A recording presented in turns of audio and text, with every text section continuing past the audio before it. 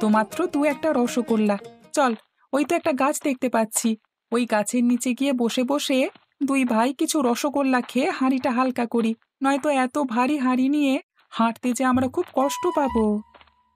কিন্তু দীপু, কাকা কাকিমা যদি এটা জানতে পারে তাহলে তো আমাদেরকে খুব খারাপ ভাববে রে।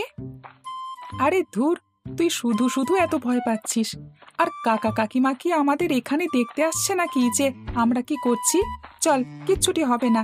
আমি তোর ভাই হয়ে বলছি, কয়েকটা রসগোল্লা খেলে কাকা কাকিমা কিছুতেই বুঝতে পারবে না। আচ্ছা ঠিক আছে, তাহলে চল। ওই তো একটা গাছ দেখতে পাচ্ছি, ওই গাছের নিচেই চল।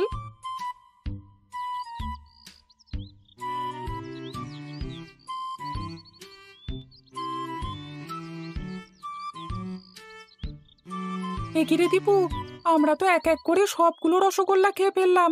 এখন কাকা কাকিমার বাড়িতে কি নিয়ে যাব?